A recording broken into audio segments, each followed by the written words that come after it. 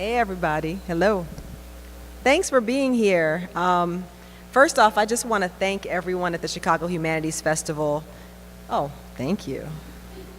For inviting us, but I think even more importantly, for having this event in this space in South Shore. It's deeply meaningful. I lived in South Shore for a long time. Yes, round of applause. I really hope it happens here again, that more programming like this will happen here.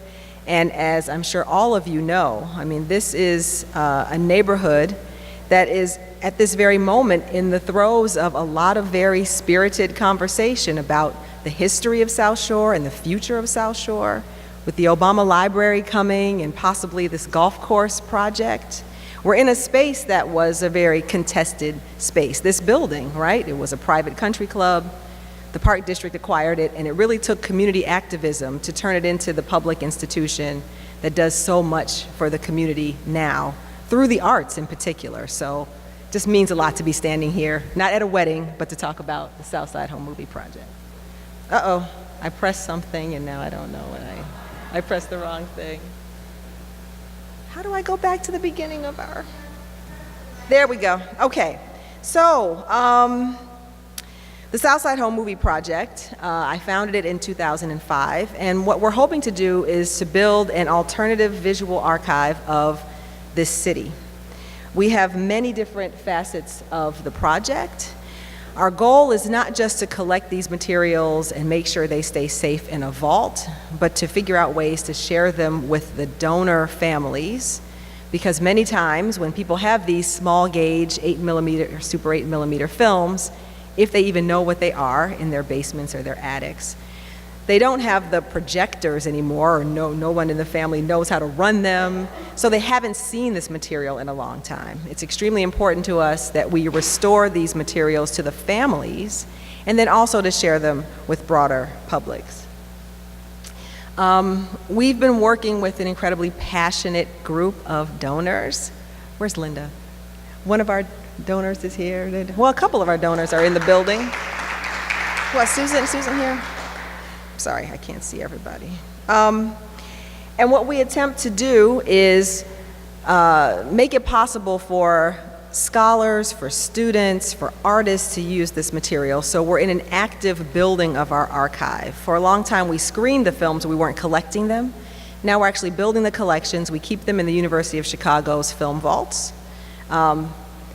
And we have a very robust digitization program. We provide, bless you, free digitization of all of the films. We inspect them very carefully. A tremendous amount of care is used to make sure that we don't do damage to the original materials. We work with University of Chicago students who are interns on the project, and so they're learning how to work with film materials and also about the latest digital technologies for moving image material.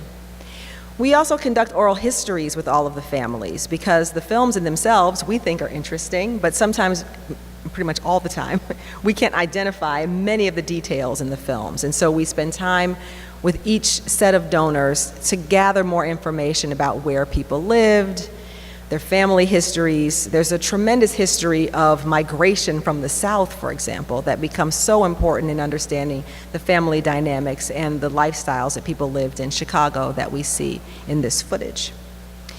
And then we have cataloging, which I know sounds super exciting to all of you.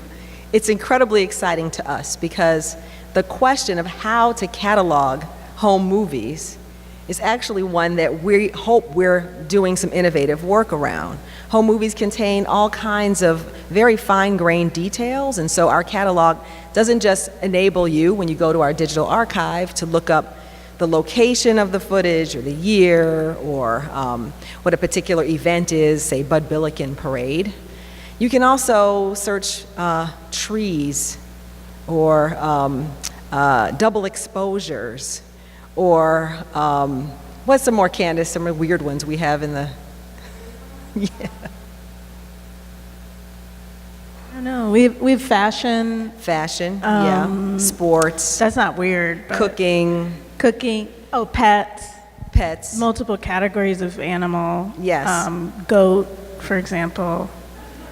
Yeah. I mean, it's really kind of variable what people notice when they look at the footage.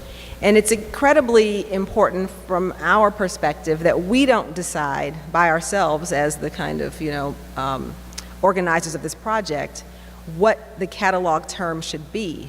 So we hold these community cataloging events in which we ask people to look at the footage and we add what they see into the catalog, because we're hoping that gives us more points of entry for people who will be looking at the catalog. A catalog is only useful if people can find what it is that they're looking for, and so we seek community responses. I should also say that our screenings, we always encourage people to talk, for these to be interactive.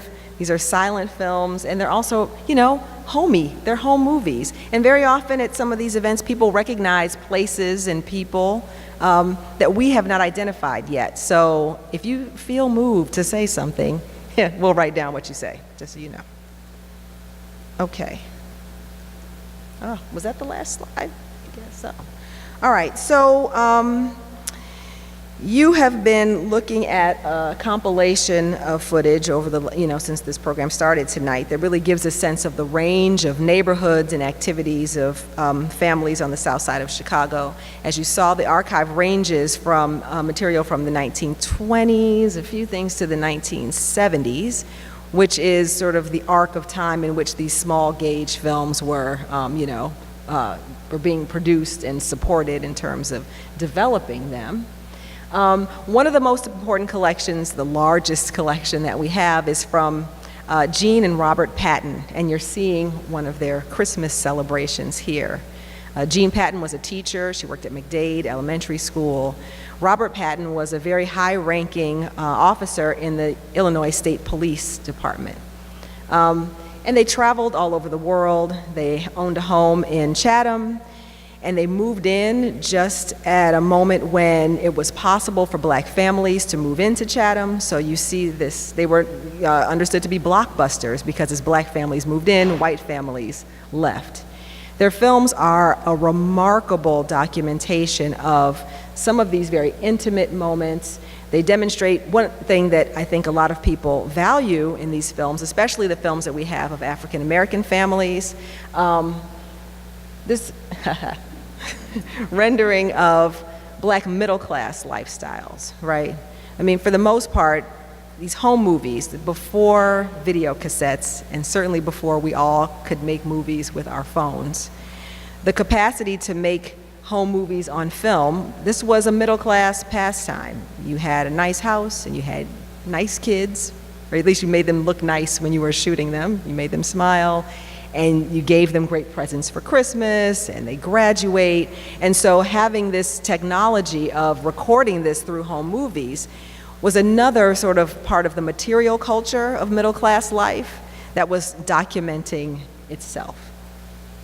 So in terms of the significance, what we think the significance of this material is, I think there are three facets that are really important to us. Yeah, the parade of smiling faces. How can I talk while this is playing? Like, it's impossible to compete with this. First, as a film historian, I think it's incredibly important to look at this kind of amateur footage. So much of film history has focused on looking at Hollywood films, commercial films, right? Fiction films, great directors and genres and national cinemas. But the vast majority of films that have been made over 100 years, more than 100 years, have been made for non-theatrical distribution. Many of you probably saw educational films in school, for example. They're military training films. And so there's a whole movement happening in film studies to look at what have come to be called orphan films, films that have not been taken seriously by archives, by historians. And home movies are a tremendous component of this non-theatrical world. When I started this project and put some flyers around, I thought, oh, maybe we'll find something. There's tons of this material, like tons of it. In fact, it was kind of overwhelming how much there was. And so it became very important to us to build an infrastructure for the project that could really enable us to take care of everything that came to us and to responsibly contextualize it and ensure its longevity. So it's an important body of work for film history. And then, obvious to everybody in here, this is important material for Chicago history, right? We're seeing images here that have not made it into official histories of this city. And we're also seeing aspects of life here that give lie to some of the assumptions about what the Southside of Chicago is about. And when we think about how these films show these aspects of family and community life, people outside of church on Easter Sunday, for example, it's a real revelation. And I think it can help to produce a counter-narrative, or at least give us some accurate context for thinking about the changes that occurred, the socioeconomic and political changes that brought about some of the more dire kinds of circumstances that many people wrongly assume characterize the whole of the South Side over time. It's important for urban history more broadly, and I would argue for thinking about American cultural history writ large. And again, it's the third dimension of the project. I've already kind of touched upon this, is that this is a project that really values analog media. Because I'm a super film nerd, and I love the fact that we're collecting celluloid, and we've been screening some celluloid over there on the side with a real projector. It's getting easier, I'd say, like over the last year or so, to talk about the importance of analog, now that it seems like young people are interested in it, because, you know, the young people are buying vinyl again, it seems. There's some vinyl in Whole Foods, I noticed, which cracked me up.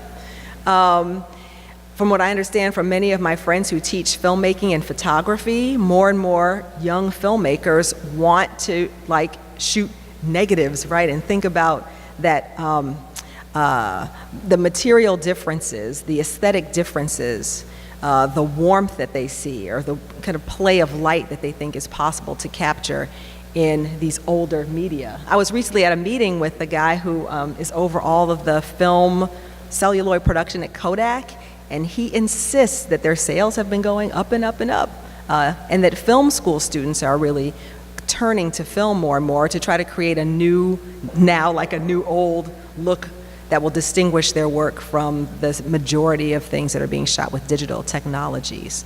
So, to the degree that we can convince people not to throw this stuff away, and to think about how we look at things differently when they're presented to us through analog forms, I think that we've successfully identified some of the aspects of media history and media culture that we might otherwise ignore in the rush to embrace newer and newer technologies.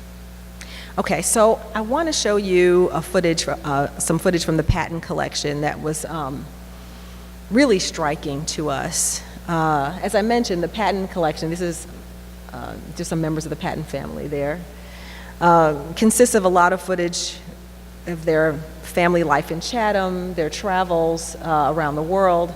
One reel said riot, so we had to see what that was about. And Robert Patton apparently went over to the west side of Chicago, April 4th, 1968, and captured footage of the damage and destruction on the west side when people were, out of their grief and anger, responding to the assassination of Martin Luther King, Jr. So he has footage of the National Guard keeping peace in the neighborhood, and the efforts to try to put out the fires that were set in many buildings in that community. So this goes on for a while. I just want to show you a bit of it, because one of the things that we see in this footage is that people are still trying to go about their day-to-day lives. Like, you see women walking with their kids, and it's, I think, difficult to capture that kind of the pace and the attitudes of people in conditions like this when you just see still images. Moving images make a difference, I think, when we're looking at this kind of historical event. And I think it's also the case that while certainly journalists captured a lot of this kind of scene here and elsewhere, private citizens pay attention to different things. And it's important to preserve this kind of material so that we have what now we take for granted as a kind of citizen journalism, when people can pull out their phones and shoot anything alongside of journalists. Okay, so we looked at this footage. It's got this incredible documentation of the riot. And then one of our student interns, Maggie Sivrit, noticed that in the last 30 seconds of this reel,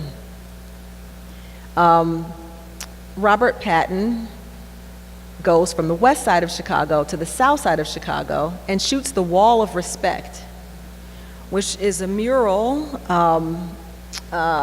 in the Bronzeville neighborhood that existed from 1967 to 71 when it was demolished. The building was demolished.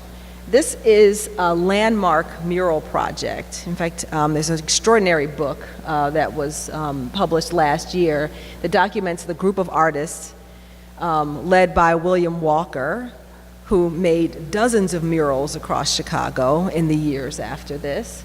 And it has sections that celebrate African American achievements in many fields, in the arts, in politics, in religion, and so on. Thanks, Candace, for rolling that back. So the scholars who work on this Wall of Respect, Romy Crawford and Rebecca Zorak, have already identified aspects of this mural that had changed after this was shot, so that it captures, murals tend to be kind of organic, and the community loved this mural and didn't deface it, but there was some damage and things were changed as the collective wanted to update it. So this is really rare and important footage, and fascinating that it's on the same reel as this riot footage. It gives us occasion to really think about the relationship between the West Side and the South Side, and to think about both the destructive and the creative responses to these ongoing conditions of oppression and segregation and disinvestment that characterize these Black communities in our city. So we wanted to share, this is maybe the second time we've shared this with the public, so we're very excited to share it with you tonight. So I'm happy to take any questions or hear any comments or thoughts about the project. As I said, we're in an active mode of collecting, so if you have material, if you know people you think might have material they want to share with us, we hope that you will share your contact information. But I'm happy to take any questions that you have. Yes?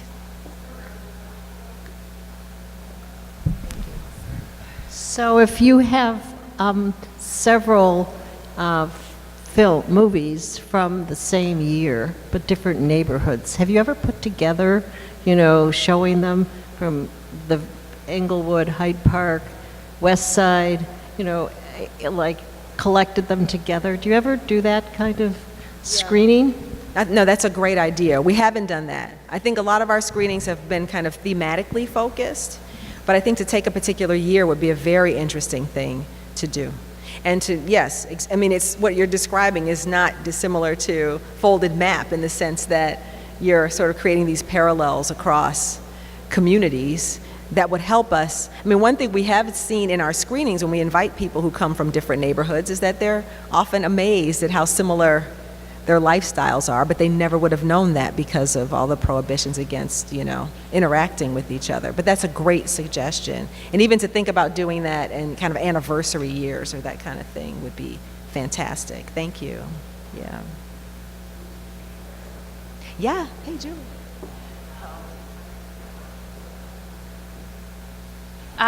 Where do you get them from? How do you get in contact with donors? Do you work with community groups or churches or what have you? Well, in the early days, literally we just had students out putting flyers all over the place, and people actually responded, which was great. One of the reasons we do screenings is because that's how people hear about the project. A lot of times people are like, well, why would you even want this stuff? And it's like, well, actually, people will sit and watch them, other people's home movies. It's kind of amazing. Word of mouth, I think, has been very important to us. We have a website, but I think it's through our public events for the most part, and building our email list, those kinds of things. Happy to take suggestions about other ways to reach people. I should say along those lines that one of the things we recognize, and being in South Shore, this is an important part of the story problem, is that if we wanted to reach people who lived in South Shore in the 40s and 50s, those are not the people who live here now. So we have been successful in identifying some families and hearing from families who, have long since left the Southside, certainly South Shore. But we're going to have to figure out ways to tap into networks of communities, especially Jewish communities that are no longer in some of these areas, but would have material that, that fits our collection. Yeah. So we get one person, and then I think, we have these constellations of interest. Yeah.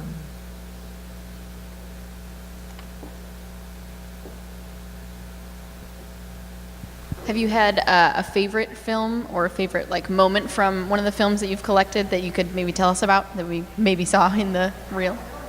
That's like a softball question. Thanks for asking. Well, two things come to mind. First, I didn't know my own family had home movies. So about 3 years in, my cousin Carolyn is like, well, we have them. I was like, we do? And so in one of these, the team laughs at me all the time because my family home movies is all dancing, like cooking and dancing. My mom is like 16 with these cat-eye glasses, and she's doing the Watusi, and just like, and it just helped me understand all these, all the family celebrations I remember. I was like, oh, you guys were doing that in the 60s? So that's definitely my favorite, seeing my mom do the Watusi in a plaid skirt. But then the Patton collection also has this really wonderful film that I probably should have queued up. It's a trick film. So people are doing that kind of documentation of birthday parties and Christmas, but sometimes they would be really interested to play and be filmmakers. So there's a reel of the Patton family kids, and they're all doing this trick film where each one gets into a garbage can. They're stopping, and the kid gets out, and another one gets in, but it looks like they're magically going into the garbage can. And then they all, anyway, yeah, so I really appreciate that one and other films. We have a film where a kid makes a version of Star Wars using his action figures and shooting scenes from his Star Wars books and does his own titles. Yeah, come on. Thank you, Candace. Can you see that? On Prairie, I think it's the 8500 block of Prairie. So this is their backyard.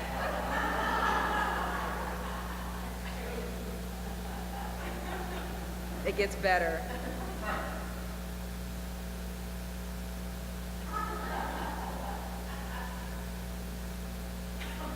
See, she can't get out.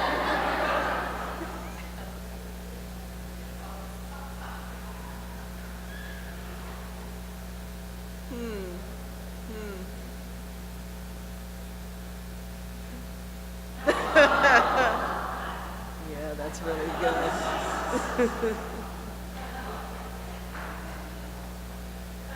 Then, of course, they have to all get back in.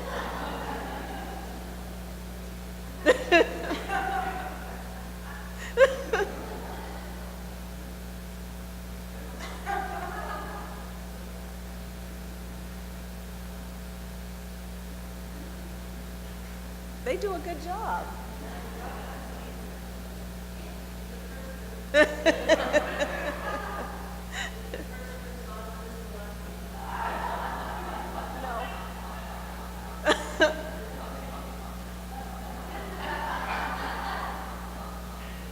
There you go. Yeah. Awesome.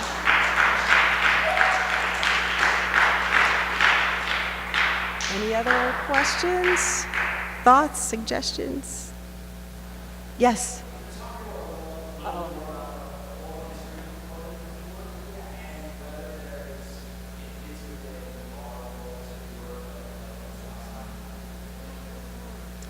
It's a question about the oral history component of the project.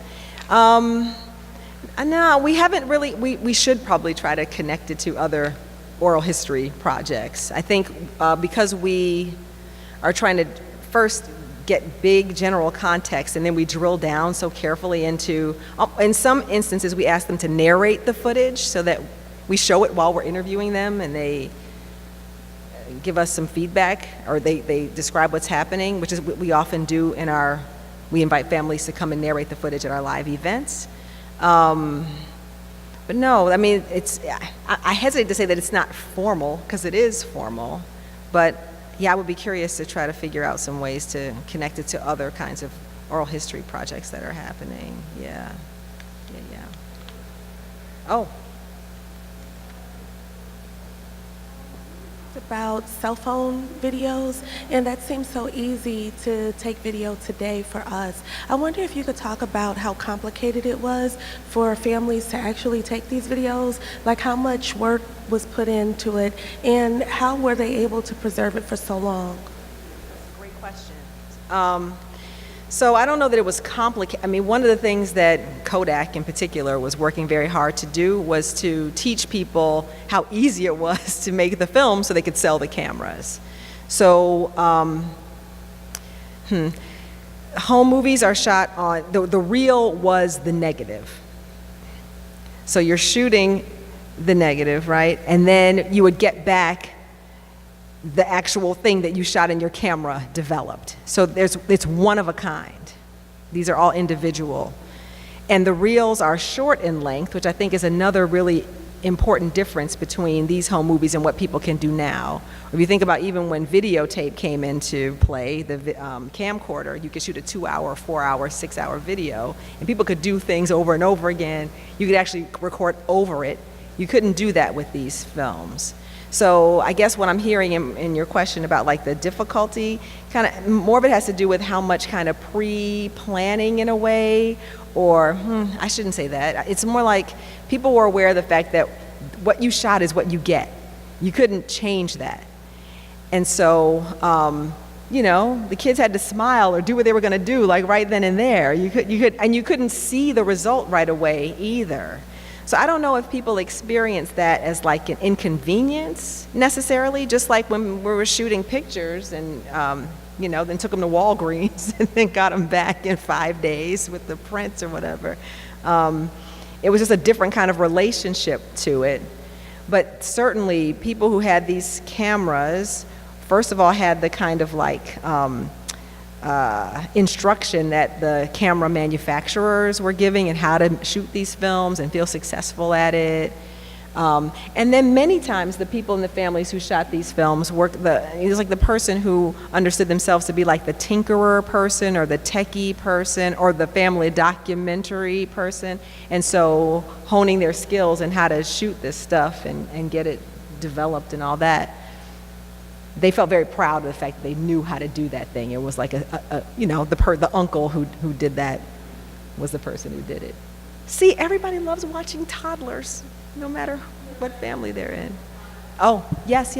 I was just going to say, being as I'm pretty old, we never had home movies because there was an expense involved. You had to buy a camera, you had to get it developed, you had to have a projector, you had to have a screen, or you could show it on a wall, and you had to turn all the lights out when you showed it. So it was a much bigger deal than what it would be today to be able to do all this. And I think you had to have a certain amount of extra money to even do this. Yeah. An elite enterprise is totally true.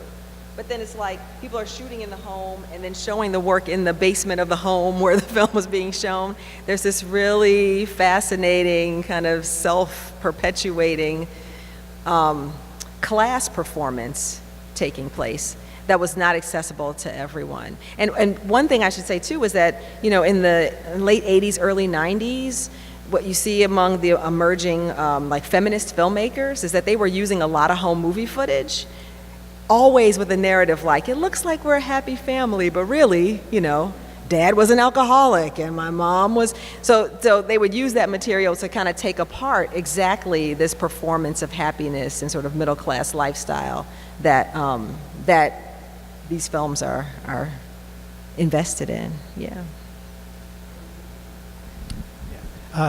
From the time that home movies became popular, let's say the 1940s up to the 80s and 90s, something like a 500,000 whites left the Southside. Wouldn't it be interesting to collect their films too and then contrast them and then find commonalities? And you might have to go out, to Orland Park or wherever because a lot of them are scattered. But you could even take the same church over 40 years when it was an all-white congregation and mostly black one, like that St. Martin's that used to be the Catholic church you see from the Dan Ryan is an apostolic church now. So it'd be an interesting contrast. Yeah. We do have some white people's movies. We didn't show them tonight, but we have them. This is not a project that's just focused on African American families. It's a project that really is trying to capture the full history of the South Side of Chicago. So I think the key, which you're pointing to, is how to identify and collect material from people who are no longer here. And we're always looking for suggestions about how to connect with families that might, because you're absolutely right. And the demographic turnover in some of these neighborhoods, like South Shore, is the textbook case. From 1966 to 1967, a yearbook is 90% white and then it's 90% black in a 1 or 2 year span. So one of the things that I think is also challenging about trying to recover some of this history is that it's a sometimes violent and traumatic history. It's not always something that people feel proud to share. Than you think, because I found a site where it's like a Rosa nostalgia online. I mean, I think people would be eager to contribute, especially about baptisms, weddings. It might be a good project or a good addition to the project. We want to do this, absolutely. Yeah, so it's part of our goal. I direct a center on campus, the Richard and Mary Gray Center for Arts and Inquiry. And the Gray family happened to have home movies in South Shore, and they've contributed them to the archive. So we've always wanted to collect the material. It's a matter of plugging into the right networks to get it. So you're absolutely right.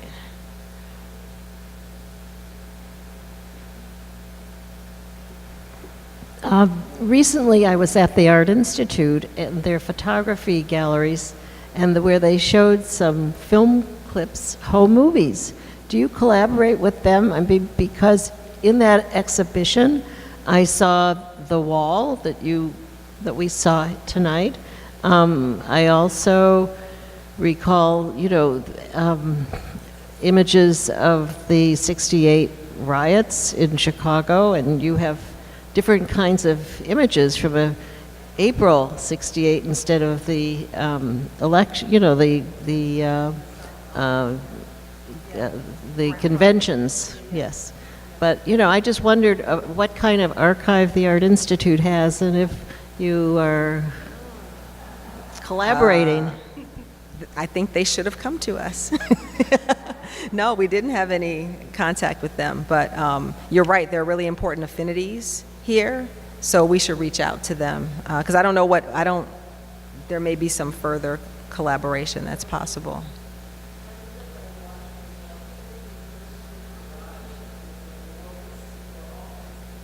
Yeah, the Jazz Alley, yeah.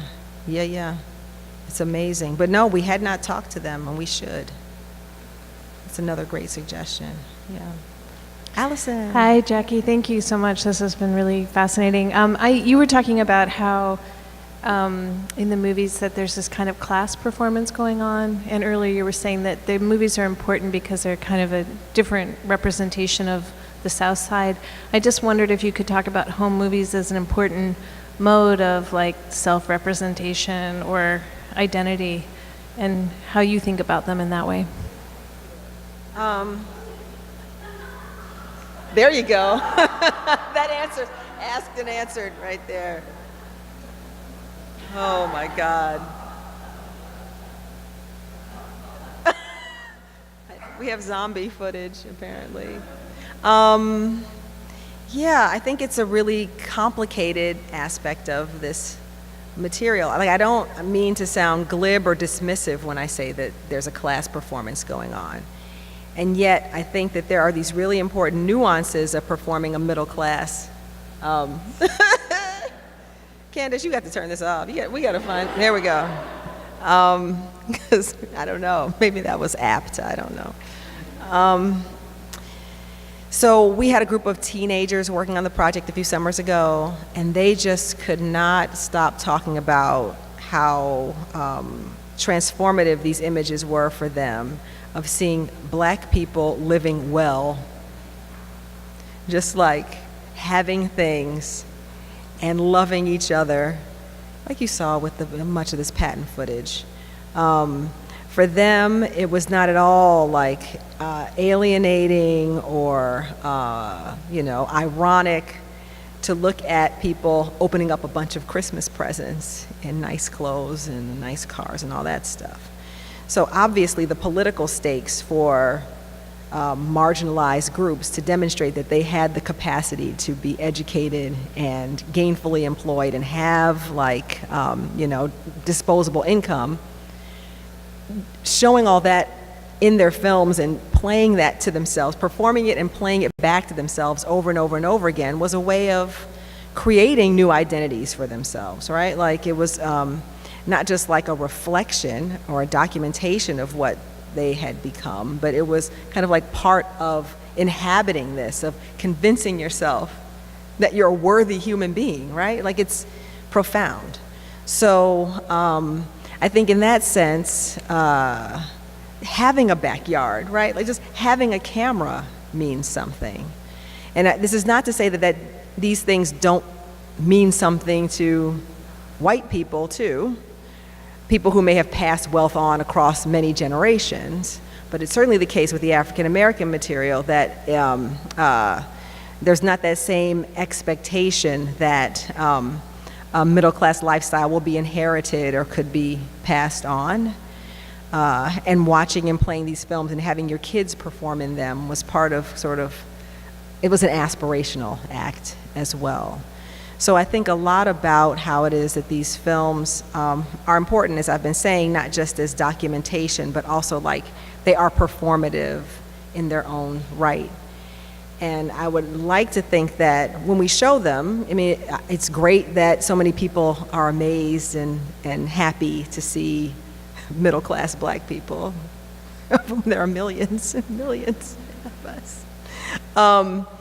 But then there has to be like another step, I think, and I hope that as we continue to develop the project, we can continue to do what we are doing right now, which is to open up conversation about what they mean and to not just rest with them as kind of like sheer celebration, but instead to think about them as important sparks for conversation about what's happening in these communities now, what has been the trajectory of these families, what can we say about the racial politics of the city as documented here, but also moving forward. Those are some of the things that I think about, yeah. Yes? I think that could be cool, juxtaposing that against the original footage with layers of the audio into a short documentary form. And my grandpa grew up in South Shore, so I'd love to talk to you after. So, cool. Yeah, we were thinking, we have a digital archive now that's accessible, so everything we're digitizing, we're making available on our website. And we've been trying to think about ways to maybe put some of the oral history narrative along with, as an option to listen to with some of the films, because they're kind of poetic in their silence in some ways. But I love the idea of having other kinds of voices that could comment on the footage, and to have young people doing that, I think would be. These kids were also super interested in Coke bottles. So they were always like, oh, there's another Coke bottle. Maybe it's like an exotic item to them. Like, oh, there's another one. But food and drink were of particular interest to that group. All right. Thank you guys so much. Please spread the word.